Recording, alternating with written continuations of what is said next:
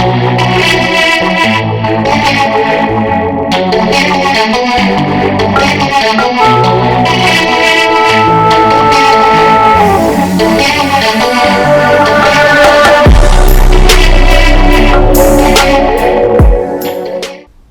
guys, welcome back to another video. You joined me today on a very cold December day, but it's all good because I'm going drifting in a few days, so happy days. Anyway, bit of an update on the compact. When I actually got the car on the ramp, I noticed the engine was sitting too far forward. So what actually happened is, where the radiator got damaged, it wasn't the impact which caused the damage to the expansion tank. It was actually the engine flying forward on impact and smashing into the expansion tank, which caused damage. So when it did that, it shared both of the mounts on the engine and both of them on the gearbox. So I've replaced all four of those now, and it's now sitting back where it should. It actually pulled the gear selector out of its location, so it must have moved forward at least an inch, if not more. But anyway, that's all sorted now. There's a new radiator, new expansion tank, and then I've sorted the bumper bar out. So the original bumper support, which is aluminium item which normally comes on E46s, and I'd cut out a massive hole in the middle of it for airflow to the power steering cooler. Obviously that weakened it quite a bit, so the first time I had a little bit of an impact, it cracked it in half, which kind of defeats the purpose of having a bumper support if it's that weak.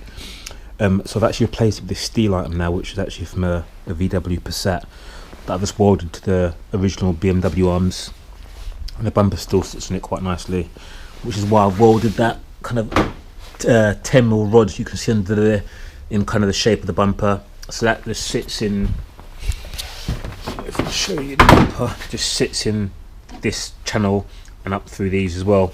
So it just holds the bumper, makes it a bit more rigid, but obviously it's still loosely fitted with cable ties and stuff, so it will fly off if I have a little tap.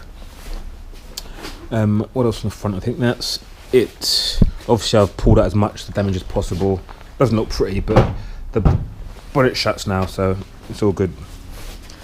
Suspension wise, I have lifted the back end up so I can actually have some suspension travel, because it was kind of basically sitting on the bump stops, and I've lifted the front up as well, primarily to make it just more easy to use, to be honest, because I couldn't get it under the lift. I couldn't get the lift under it. It was a nightmare to get on the trailer. If I needed to jack up the front at an event, I'd have to try and get the car up on some blocks to then get under it. No jack would go under it, was way too low. So now it's just practical and usable. It does look a little bit higher than normal. Obviously I have lifted it, but obviously where I'd cut the arches out and then bolted these fender flares on, they're actually higher up the wing, because obviously it was so low before.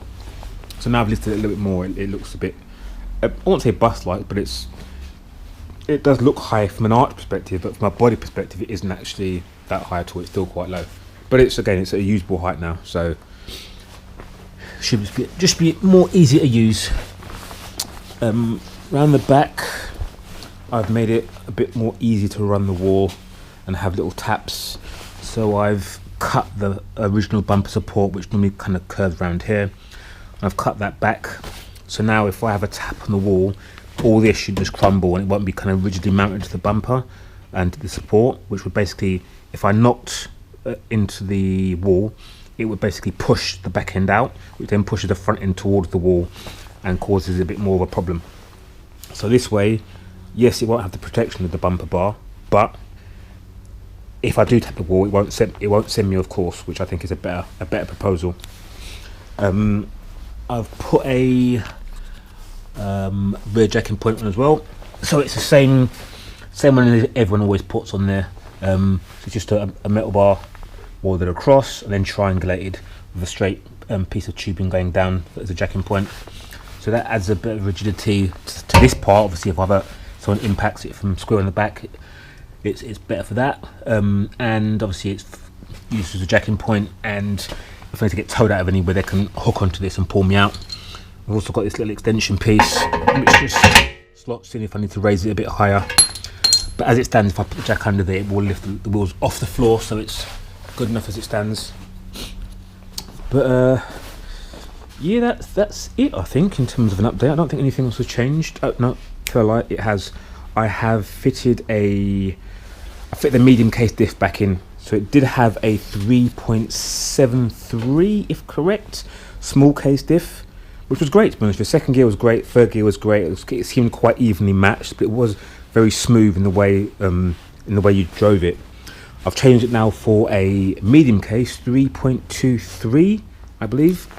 Now what that does is give me more legs in second and more legs in third, but obviously I'm going to have to be a bit more aggressive with it, which I think suits my driving style a bit better. I felt like I was being a bit soft with the 3.73, almost a bit too easy, so I'm going to have to work at it a bit harder with the 3.23, but that just gives me more legs in second and more legs in third. It's going to have to go in a bit harder and a bit faster, which is cool. So that's it for this video. As always, thank you for watching. If you've liked it, by all means give it a thumbs up. Hit subscribe if you want to see more, and I will catch up in the next one. Cheers, bye.